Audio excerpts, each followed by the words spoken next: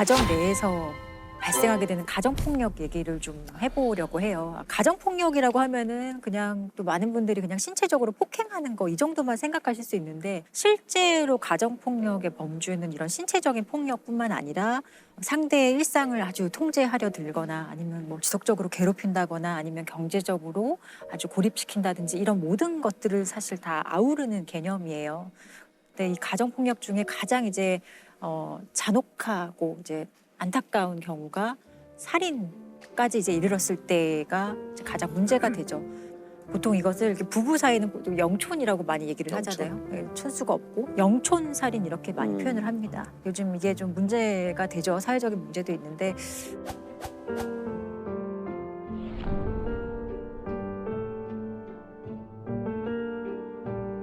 대표적인 그 가정폭력이 이제 살인의 결과까지 이르게 된 사례를 이제 하나 말씀을 드릴게요. 2018년 10월 22일 강서구의 어느 주차장에서 있었던 일이에요. 한 여성이 피를 흘리며 쓰러져 있다라는 신고를 받고 경찰이 이제 현장에 출동을 합니다.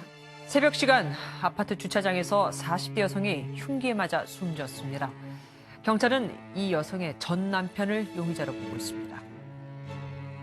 이 여성과 이미 4년 전에 이혼한 전 남편이 가해자였던 거예요.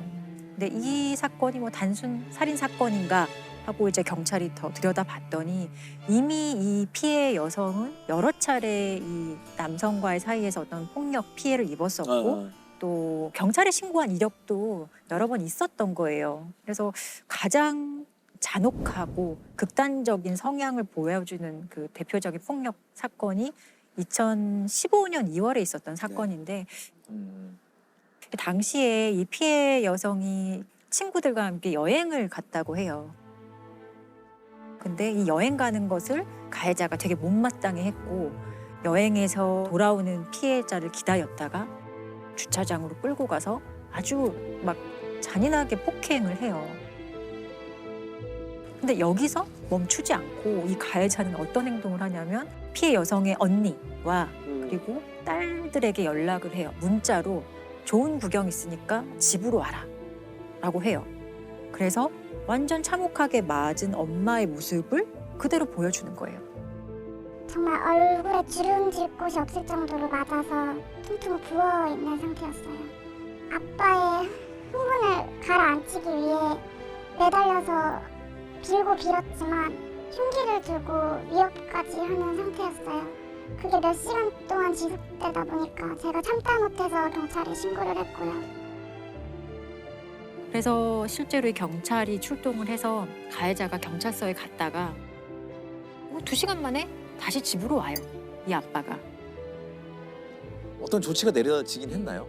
가족폭력 사건에서 이런 식으로 좀 피해자에게 좀 피해를 주거나 가족폭력 범죄에 해당한다고 했을 때는 임시조치라는 거를 할 수 있어요. 근데 대표적인 게 접근을 피해자에게 좀 접근하지 못하는 것 그리고 연락을 좀 못하게 하는 것 전화 문자 메시지 이런 거 못 보내게 하는 것 이런 조치가 사실 내려지기도 했는데 이 가해자는 이 조치를 어겨봤자 형사처벌 안 된다는 거를 너무 잘 알고 있었어요. 이 사람의 직업이 교도관이었다고 하거든요. 교도관이에요. 교도관인데 자기가 교도관인 걸 가족에게 상당히 강조하면서 나는 교도관이고 법률을 너무 잘 알아. 이런 걸로 경찰 가도 큰 일이 되지 않을 거야.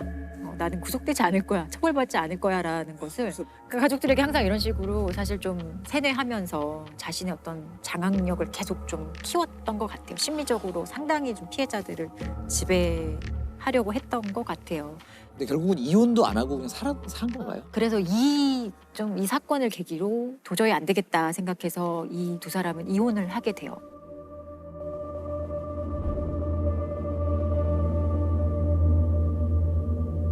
그런데 이혼을 하고 나서도 이 사람의 괴롭힘과 협박과 스토킹은 사실 계속 지속이 돼요.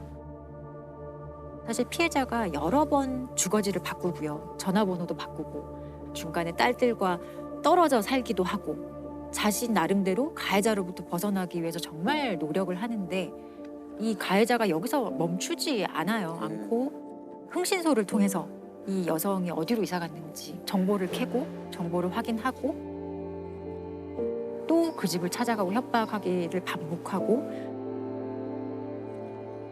급기야는 피해자의 그 차량에 위치 추적 장치를 부착을 해요. 그래서 동선을 완벽하게 파악을 하는 거죠. 그 파악한 정보를 가지고 새벽 한 4시 45분경에 수영장을 가기 위해서 집으로 나온 피해자를 잔혹하게 살해를 한 거죠.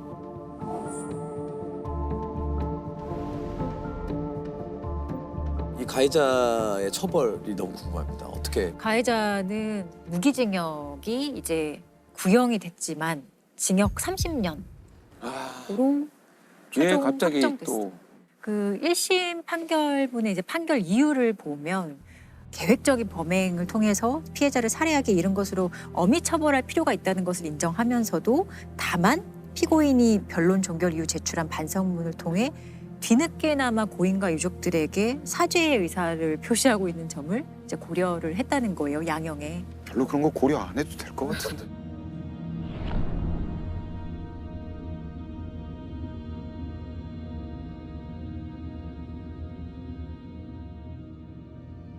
이게 기억이 나는 게 딸이 사형을 요구를 하면서 청와대 국민 게시판에 아마 올렸었죠. 그 얘기하니까 기억납니다. 예, 그래서 굉장히 공분을 많이 일으켰고 10월 22일 날 이 사건이 발생했었는데 그 다음 날 딸이 우리 아빠를 사형시켜 달라는 취지로 국민청원을 올렸어요. 어,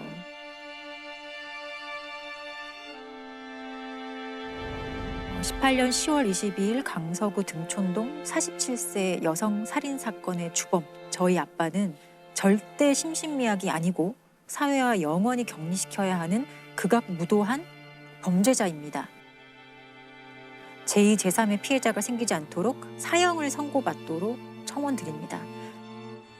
엄마는 늘 불안감에 정상적인 사회활동을 할 수 없었고 보호시설을 포함 5번의 숙소로 옮겼지만 온갖 방법으로 찾아내어 엄마를 살해 위협했으며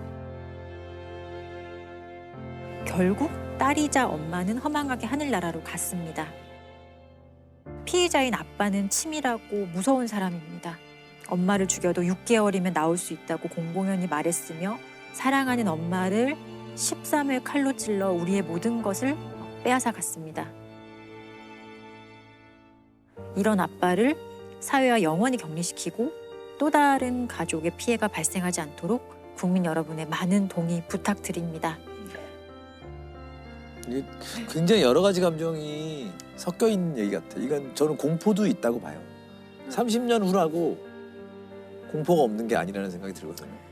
읽으면서 굉장히 그때 공감을 했었고 주변 사람들 네. 다 보면서 이건 좀 사형을 좀 시켰으면 좋겠다는 마음이 막 일어났고 딸들은 신상 공개까지 원했다 그래요. 근데 이 사건은 신상 공개가 안 됐어요.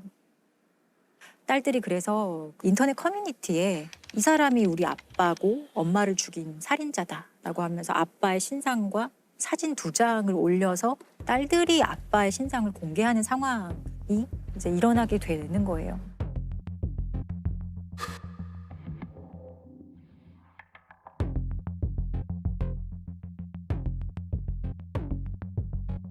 당시에 정말 기억이 나실 정도로 사회적으로 큰 이슈였어요. 그래서 이제 가정폭력 대책이라고 해서 여가부 장관이 답변도 했던 사안이고 개정된 것 중에 가장 대표적인 게 아까 말씀드린 임시조치의 내용 중에 과거에는 어떤 장소를 위주로 설정을 했었거든. 그 장소에서 100m 이내 접근 금지. 근데 사실 근데 그 장소가 아니라 사람이 기준이 되어야 되는 거잖아요. 이 사건을 계기로 법률이 개정되면서 그런 것도 좀 바뀌고 이 임시조치를 이행하지 않았을 때 2년의 징역까지 최대로 선고될 수 있도록 조금 더 강화가 되기는 했습니다. 너무 예고된 그럼요. 범죄라고 할 수 있기 때문에 이런 피해자를 막을 수 있는 제도가 있어야 되지 않나요? 근데 이거는 사실 이런 조짐이 보일 때 강력하게 어떤 이제 가해자에 대해서 어떤 처벌이 좀 이루어지고 이제 이런 행동을 하면은 내가 조금 힘들 수 있겠다 이런 메시지를 줄 수 있어야 되거든요. 근데 지금까지 우리 법률, 특히 이제 가정폭력 범죄 처벌에 관한 특례법이라고 있는데 이 법률이 이제 가장 문제점으로 지적받는 거는 법률의 입법 목적이에요. 제가 입법 목적 일부를 한번 읽어드리면은 이 법은 가정폭력 범죄로 파괴된 가정의 평화와 안정을 회복하고 건강한 가정을 육성함을 목적으로 한다. 이 법률이 97년도에 제정이 되었어요. 근데 그 당시에 가정폭력 문제는 정말 사소한 문제로 취급이 됐고 가정 내에서 맞아요. 일어나는 일이기 때문에 국가가 개입해서는 안 된다.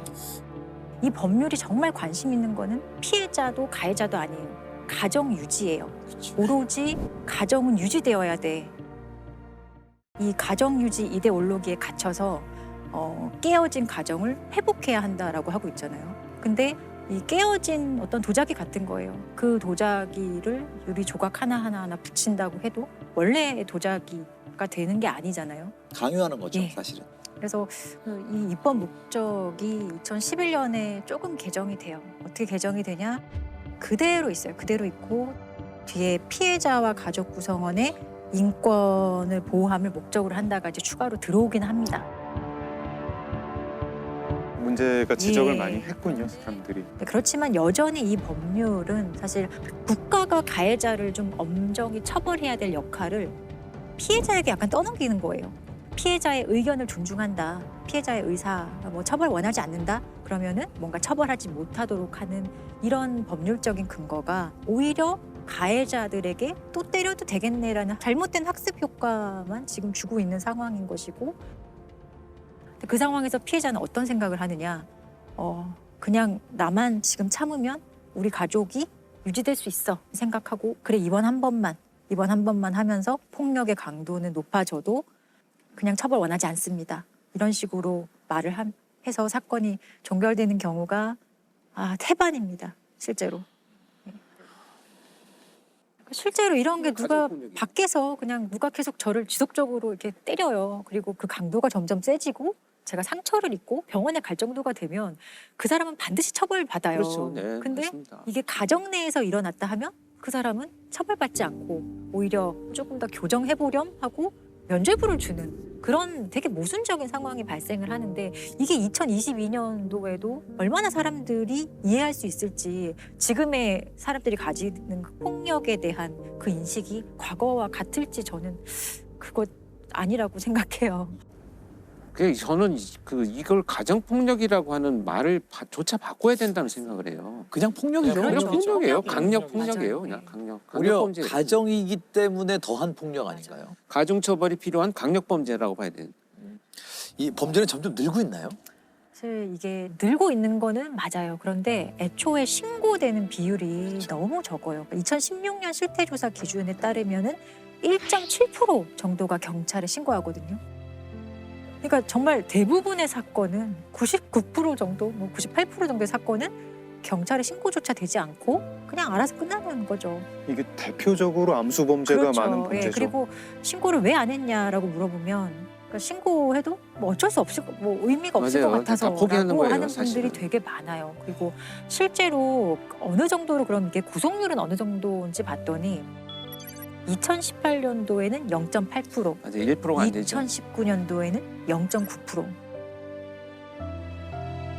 그 가정폭력의 시작과 과정과 극단적인 끝을 되게 잘 표현한 시가 있어요. 그 폴레트 켈리라는 이제 미국 여성이 13년간 가정폭력 피해를 입다가 탈출해서 지금은 이제 가정폭력 피해자들을 지원해주고 있는 네. 일을 하고 있는 여성인데 제목은 나는 오늘 꽃을 받았어요라는 제목의 시예요. 자, 저는 오늘 꽃을 받았어요. 우리의 결혼 기념일이라거나 무슨 다른 특별한 날이 아닌데도요. 지난밤 그는 저를 밀어붙이고는 제 목을 조르기 시작했어요. 그렇지만 그는 틀림없이 미안해할 거예요. 왜냐하면 오늘 저에게 꽃을 보냈거든요. 저는 오늘 꽃을 받았지요. 오늘은 아주 특별한 날이었어요. 바로 제 장례식장 날이었거든요. 지난밤 그는 드디어 저를 죽였어요. 저를 때려서 죽음에 이르게 했지요. 제가 좀 더 용기를 갖고 힘을 내서 그를 떠났다면 저는 아마 오늘 꽃을 받지는 않았을 거예요. 사실 되게 짧은 시인데 여기에 가정폭력의 뭐 어떤 특징과 그렇죠. 네. 양상과 다 드러나 있는 시예요. 마지막 공포가 너무 안타깝네요. 네. 결국은 자기 또 탓을 하고. 네, 자기가 그냥 받지 말 걸, 그냥 용기 내서 그냥 나갈 걸. 진짜 이 법률이 친밀한 관계에 의한 폭력, 살인, 뭐 영촌 살인 이런 거를 사실 방조한 것 같아요. 그래서 정말 이 법률에 대해서 좀 관심 가져야 돼요. 이게 지금 제대로 되고 있는지. 법이 보호해 드려야 될 분들이잖아요. 가정폭력 피해자분들. 뭐 이런 너무 것들까지 안타까운 해야 되니 얘기들을. 참 네. 답답하네요. 네, 그렇습니다.